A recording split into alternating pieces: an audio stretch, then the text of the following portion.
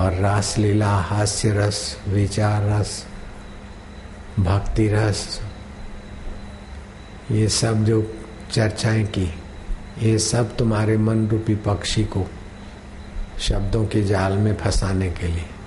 सार बात यही है कि तुम इस दुर्मति का त्याग करो कि ये शरीर मैं हूं और मैं मर जाऊंगा। तुम शरीर पहले भी नहीं थे और बाद में भी नहीं रहोगे, लेकिन तुम चैतन्य हो। अहम ब्रह्म परम धामम, ये भागवत में आता है। सिर पर हाथ रखा, तुम ये निर्णय करो, अहम ब्रह्म परम धामम परमानंदम परम पदम, मैं ही आत्मा ब्रह्म हूँ।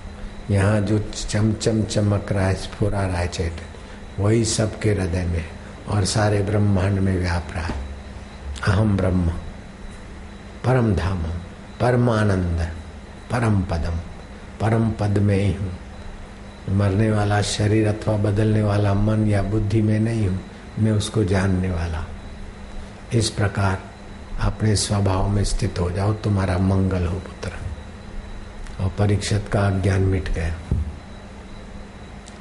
सात्विक जीवन पहले ही था, फिर मौत सामने है, 7 दिन में तो मरना है।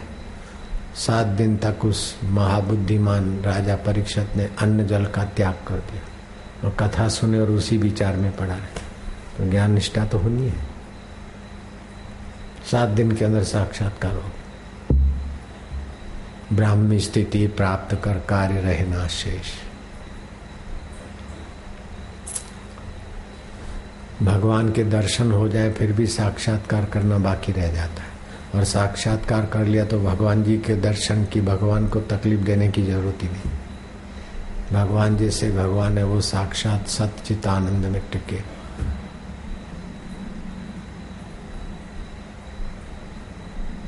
ओम ओम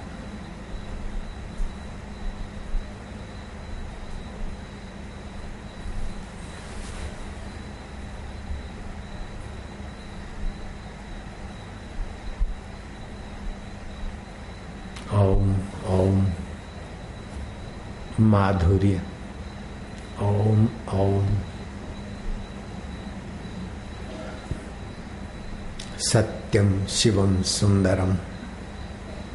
जो सत्य है अकाल पुरुष, वही शिव है कल्याण स्वरूप, और उसी का सौंदर्य विश्व में व्याप रहा है। ये फूलों का आकर्षण और सौंदर्य किसकी सत्ता से? सत्यम शिवम सुंदरम।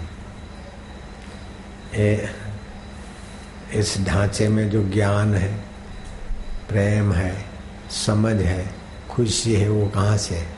सत्यम शिवम सुंदरम। जहाँ जहाँ विशेषता दिखे वहाँ उसी का निखार। जो भी सुखद है, प्यारा है, सत्य है। बोले कुछ लोग तो बोलते हैं कि परमात्मा सत्य है, आत्मा सत्य है और संसार झूठा है, मिथ्या है। और कुछ लोग बोलते संसार सत्य है। तो कौन सी बात माननी चाहिए? दोनों बात सही है। जो बोलते हैं संसार सत्य है, उनके लिए संसार सत्य है, और जो बोलते हैं संसार मिथ्या है या झूठा है, आत्मा परमात्मा सत्य है, उनके लिए आत्मा परमात्मा सत्य है, संसार झूठा है। तो झूठे सुखों में आकर्षित मत हो, झूठे दुखों में बहो मत, झूठे आकर्षणों में रहो नहीं। अपने सत स्वभाव में आते आते आत्मज्ञान में आ गए। लेकिन फिर वो झूठा संसार आत्मा में सत्य में आ गए। सत्य में आ जाओगे तो फिर पता चलेगा कि तत्व रूप से सब सत्य ही सत्य है। वो तो पैदा होता है, दिखता है, बदलता है, लेकिन नष्ट नहीं होता।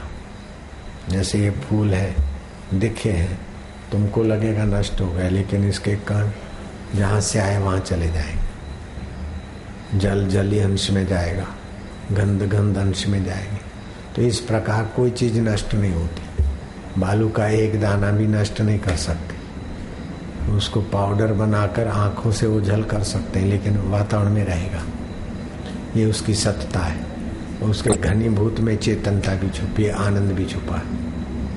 तो ज्ञान होने के बाद सारा जगत सत्स्वरूप मान लो अथवा ब्रह्म रूप मान लो, अथवा जगत परिवर्तित होता है, स्वप्न है, तो अपने को व्याप्त ब्रह्म के रूप में देख लो। फिर जन्म मृत्यु जरा व्याधि ये सब नीचे के भाव में रह जाते हैं। आप ब्रह्म भाव में आ गए।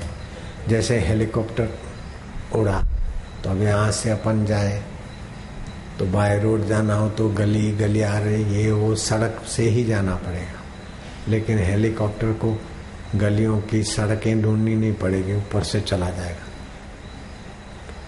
किसी के दुकान की छत हो, किसी के कोठी की छत हो, चाहे सड़क का गटर हो, चाहे सड़क खुद हो, कोई उसके ऊपर लागू नहीं पड़ेगा आरटीयू का नियम, धरती के आरटीयू नियम। ऐसे ही आप अपने सत स्वभाव में आ गए तो प्रकृति जनित पुण्य पाप सुख दुख जन्म मरण नहीं लगेगा।